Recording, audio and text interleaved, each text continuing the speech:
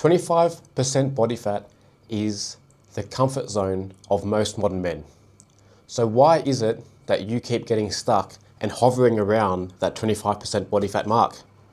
Well, in this video, I'm going to break down 4 main reasons why and how to get you out of it. The first thing is going to be emotional eating. So let me set the scene for you. You had a rough day at work. You come home, you just want to feel good again. So you find some junk food that you've got left in the cupboard. You then order yourself a bit of takeaway. Maybe it's pizza, McDonald's, whatever it may be, because it's easy. You've had a hard day. You tell yourself, I've had a hard day. I want to relax. I deserve to relax. And look, that is true. However, you need to replace that with a good habit, something that's beneficial for you. When you do that, I want you instead to replace your emotional eating with emotional awareness. It's okay to sometimes have a hard day or just wanting to get the day over with. But it's not okay to use that as an excuse to worsen your health, to not look after yourself. If anything, this needs to become a reason why you should be looking after yourself better. Because the more you do that, the more you can tolerate the stress from work, your relationship, whatever it may be. I want you to throw out all your junk food and stop enabling yourself to go down this road that you don't want to even be. You know you want to do better, so allow yourself to do so. And the other thing is, instead of just relying on food as a way to calm your emotions, there's other much better things for you. So when you first come home, before you even go inside, maybe go for a little walk. It can just be a 10-minute walk. Then when you come home, you can have a bath, a shower, you can meditate, do some breath work.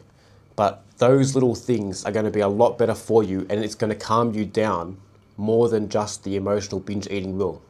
The second thing is going to be your NEAT, or non-exercise activity thermogenesis. NEAT is one of the most important things you can do for fat loss, and it most often, if not always, for most of us, will out-benefit any cardio or any weights that you do as far as calories burned. It's an essential step to your fat loss journey. It's good to work out a few hours a week. However, if you're then sitting down the other 50 plus hours of the week and then you're going to sleep, you're going to have a very low NEAT. So what you need to do instead is start having a plan to increase that. Go for a walk after a meal. Go for a walk when you first get home. Have an actual step count, such as 10,000, let's just say, and go and get that step count up. Every single week, increase it by another 500 until you're at a point where you're losing fat. You're doing 12 to 15,000 steps a day. You feel good. You're finally getting somewhere. And in turn, that should help you with your binge eating as well, because you'll already be calming your nervous system down throughout the day before you're finally resting and relaxing. The third thing is going to be poor structure. If you have no structure around your meal timing, your sleep, your workouts, or tracking your steps, why do you think you're not losing any fat? Or why you keep just yo-yoing back and forth? You need some sort of structure. It can be simple, but you need something to follow if you want to have the results that most people don't. So I want you to implement a few of these into your life and set that as your daily non-negotiables. So the first one is going to be your protein. Make sure you hit your protein requirement. Also add in some fixed meal times that you stick to, a sleep time that you stick to. Always stay within half an hour of that sleep time. And then the final thing is just having some pre-decided weekly meals. This is going to help you so much more than having your meals all over the place. The best thing you can do for your fat loss journey is to actually limit your options. No more than 2 or 3 meal options per meal. So for your breakfast, 2 options, lunch, 2 options, dinner, maybe you have 3 options, but never beyond that. The more you add, the more confusing your meal structures will be, and you'll give up. It'll be too complicated and you're not going to do it. Make it easy on yourself. And let me add one more thing. Pick one day of the week, and that one day is your reset ritual. That's when you do your meal prep. That's when you do anything you need to relax your body, to relax your mind, and have the next week planned when it comes to your food, your workouts, what you're going to do to calm your nervous system down after work, or if you've had a bad day. Just have a few things in place. And the fourth and final thing here is inconsistent systems.